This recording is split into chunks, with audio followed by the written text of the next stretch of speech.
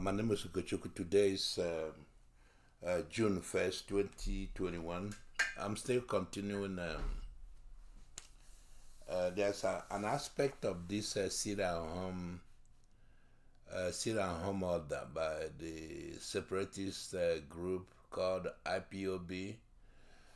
There's an aspect of it that I still want to discuss. But before I do that, I'm gonna show you something. Actually, I have two things here for you. I'm gonna show you a video, and then I'm gonna show you a reaction from some guy. I think it's an intellectual, and then that will give me the context. Give you the context. That way you understand what I have to say. Let me see. So let me get you the video, then the audio file, then we'll go from there. Yes, today, Monday, 31st May 2021, there is a declaration of sit at home in the whole of Southeast to commemorate the Biafrans who died, over 3 million Biafrans who died or were killed during the Nigerian Biafran War of 1967 to 70. This is the popular Ogui Road, totally deserted in compliance of the sit-at-home order declared by indigenous people of Biafra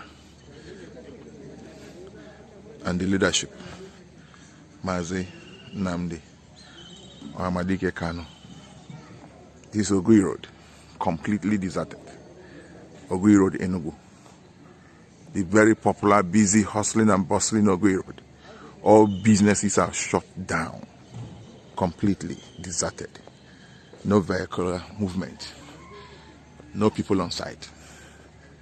No activity, no economic activity, no commercial activity. Ogui Road, Enugu, completely deserted. This is the stadium side, and this is the Holy Ghost side.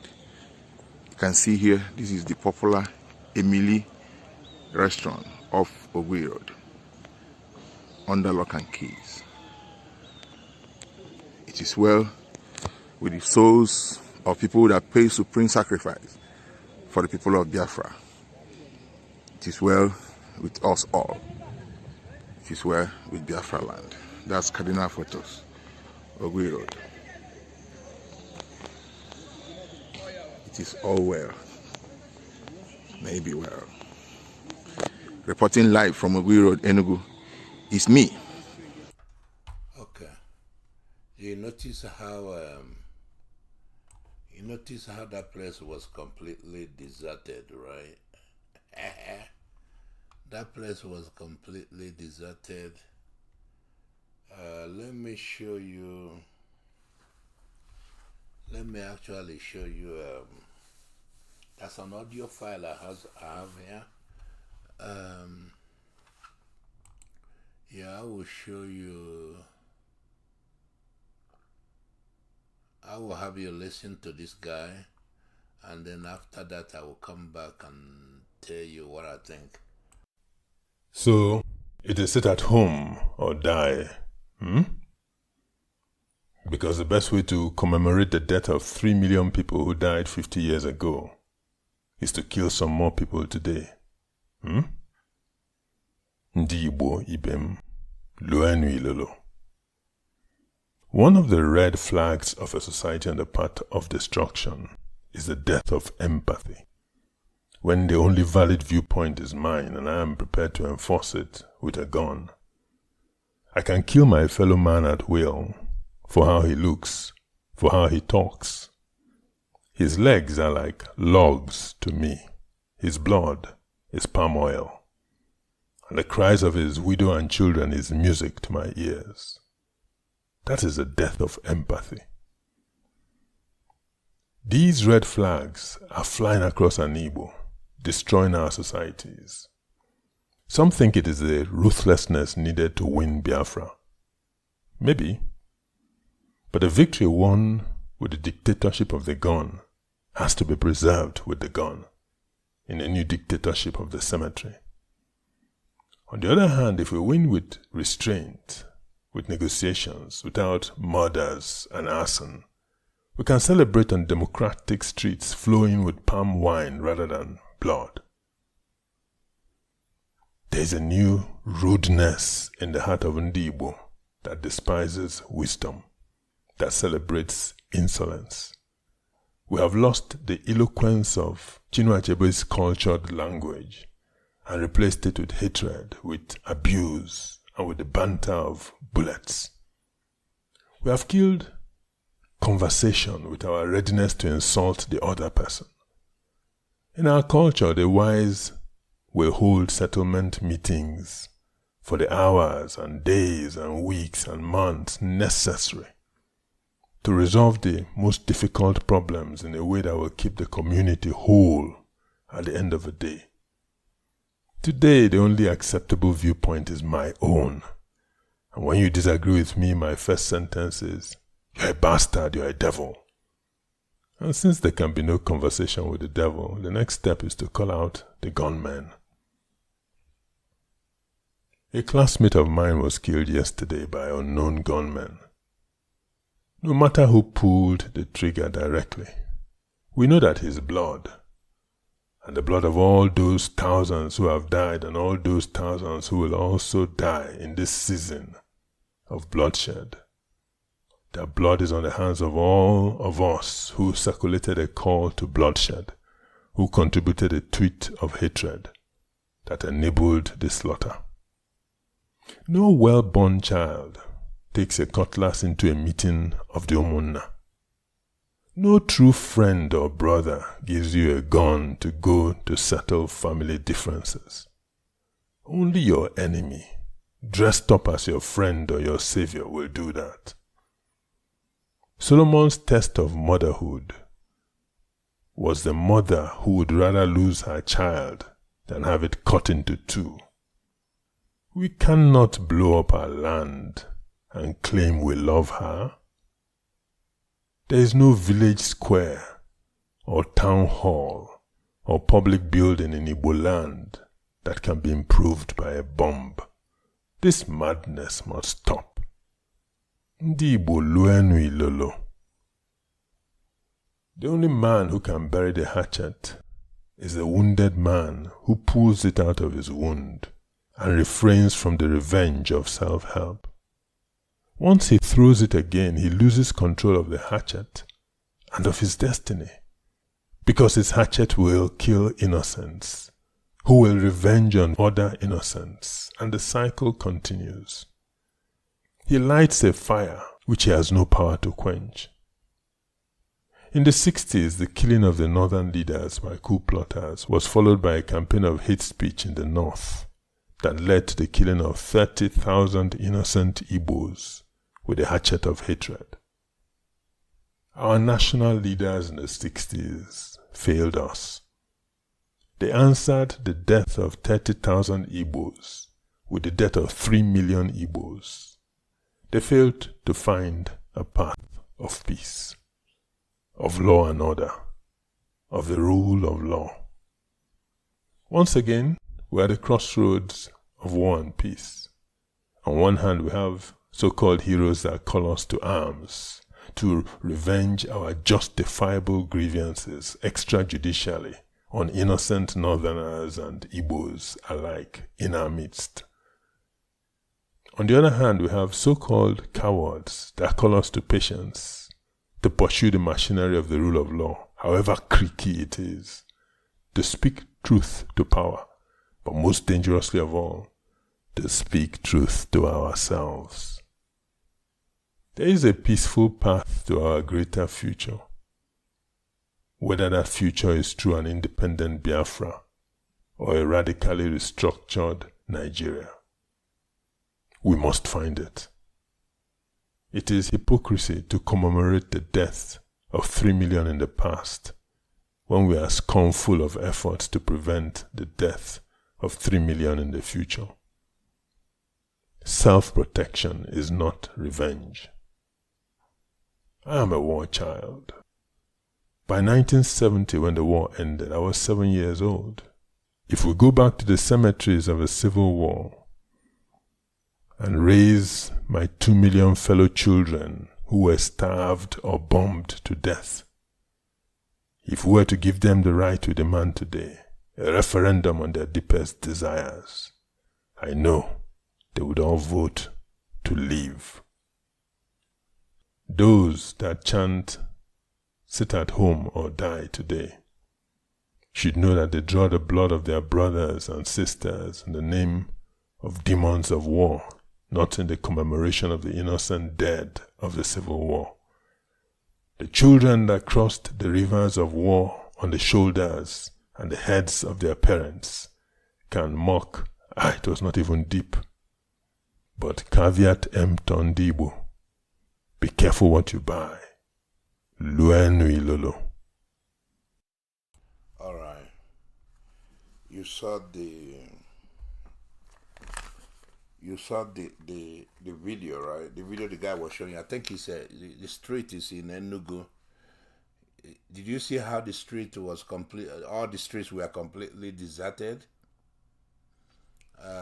There was nobody. Their business is shut down. Everything. Banks, government offices, schools, markets, everything about that place closed down. Restaurants, everything closed down. Because one man that is not even in the government, he's like I said, a separatist group called IPOB. He told everybody to sit at home. Like I said in my previous video, he's been doing this for a while. I think it started around maybe 2013 or something like that. And he chose May. Like I said, May has no... I don't know why he chose the month of May. Because I know that the Biafran War started around June. I think June 6th.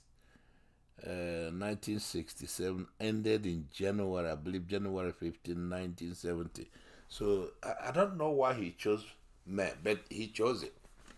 And the most important thing to notice is that people listen to him. Another important thing to understand is, we have, the federal government there, they don't honor, the dead Biafran soldiers, right? Or they don't honor the civilians that they killed. They killed the civilians. And they stopped teaching history there in the whole country. There's no history taught about the Civil War, about the constitutional history of Nigeria. They have all that stuff hidden, which makes no sense. You have to teach people that, like I said before in the other video, you have to teach people what happened. Their mistakes were made. If people don't learn from the mistake, they will repeat it again somewhere. Right? So people have to know their past, man. That's how you stop making mistakes you made in the past. Do you see? Then you hear the guy, the guy in the audio file you're listening. I think his name is Patrick. So what is that, Patrick? Oh man, I don't have it in front of me, so I cannot tell you. I know he's an Igbo guy. If you listen to him, he sounded like an Igbo intellectual, right?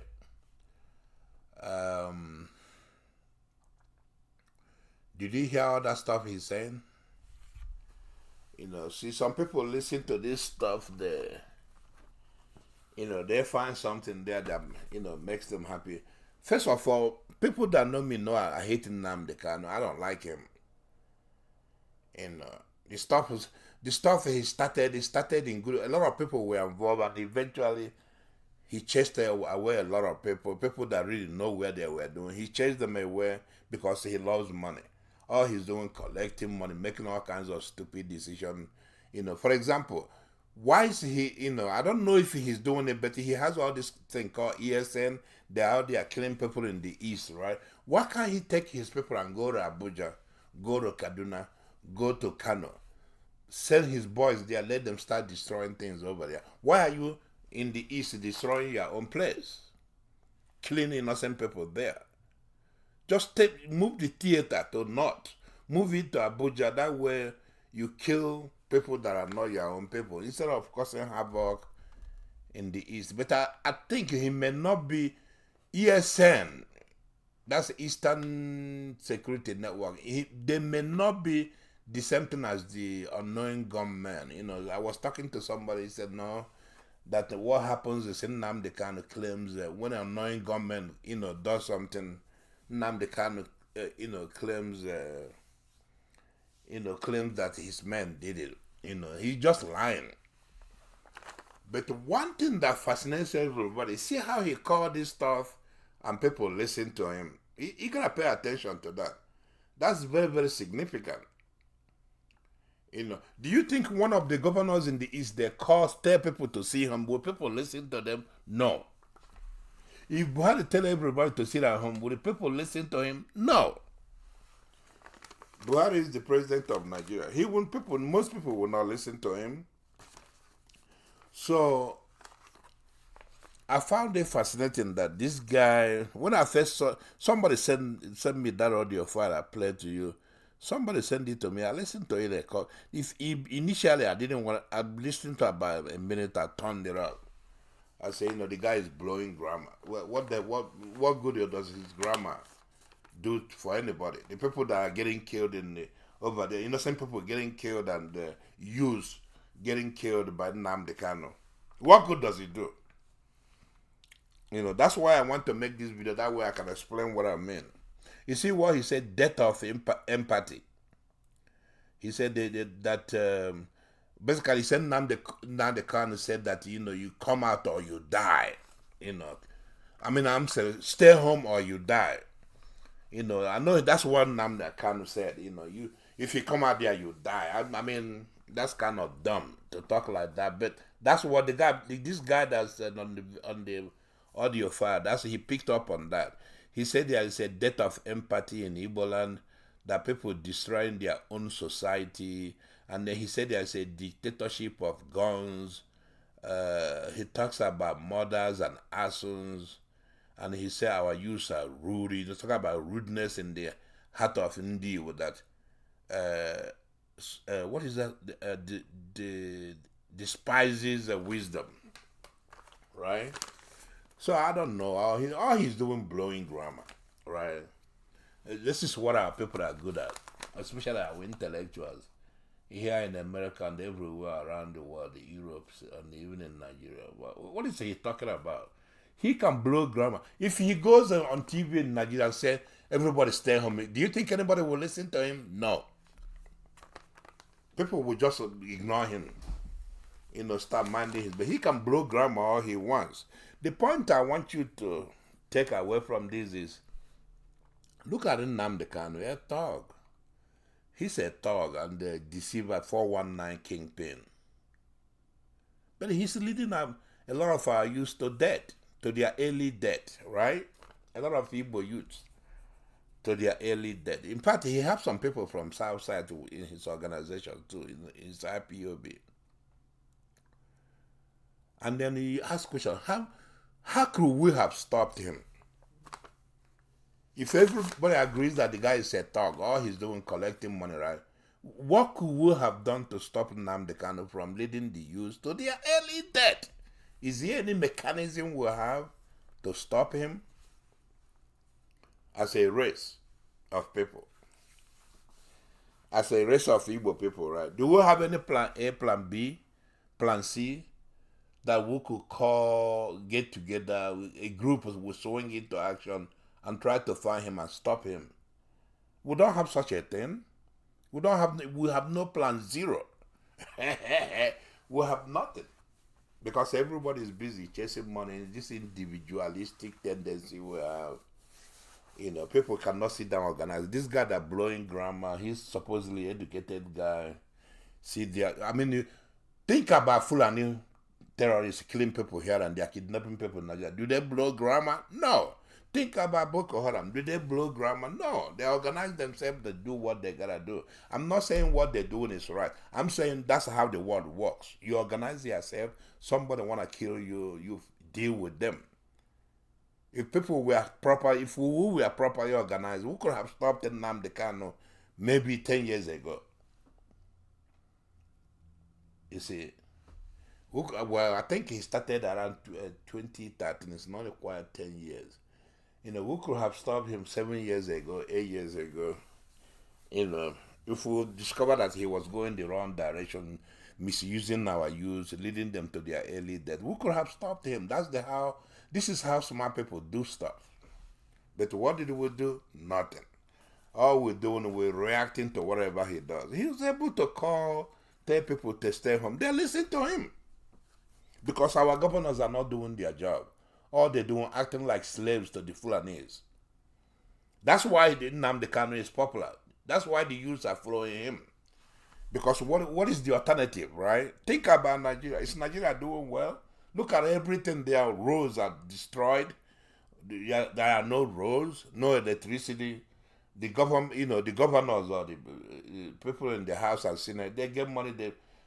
When money is allocated to use to build infrastructure in our area, they take the money and put it in their pocket, right? So you gotta put all this stuff in proper context, man. When you put stuff in proper context, then you see why.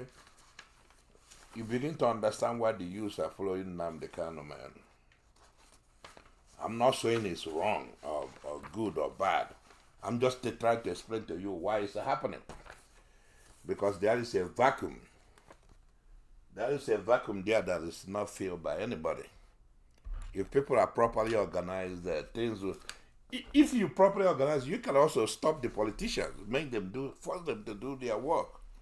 They have what is called what is that? Ohaneze Ndibo, yes. What are they doing? All they're doing, the leaders of Ohaneze, what they're doing is they run around with the politicians, taking money from them. Just like the politicians, they're not doing anything. They say they're social economic group for Ndibo, but they're not doing anything for anybody.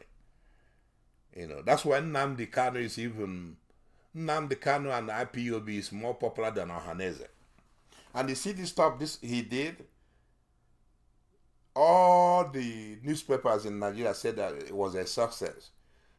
The places there in Igbo land, in the eastern part of Nigeria, everything stood still because of his order. Do you know that success will even allow him to attract more people into IPOB? More youth will be attracted. More adults will be attracted into there. And then he will be like stealing their money and putting it in his pocket. The man doesn't know what he's doing, in my opinion. That's my opinion. He could have done stuff a little better. He had a lot of smart people helping him doing stuff, but he chased all of them away because he's only interested in controlling the money and putting it in his pocket. But on the other hand, our intellectuals, they sit down there criticizing. What are we doing, man? Do we have groups? In this day and age, the way the world works, you see what the soldiers are doing in Igbo land. Do we have a way to respond to them? Nobody is telling anybody to go declare war like they declared in 1967. That kind of war will not work. We will lose again. But there are things you can do to frustrate Nigerian soldiers. There are things you can do to, frustrate Nigerian government. Look at what Boko Haram is doing to Nigerian soldiers. If Nigerian soldiers face Boko Haram, Nigerian soldiers always run away because they're ill-trained, they're not prepared, not well-trained. They don't know what the hell they're doing. But you see, when they go to Southeast, they start slaughtering innocent people.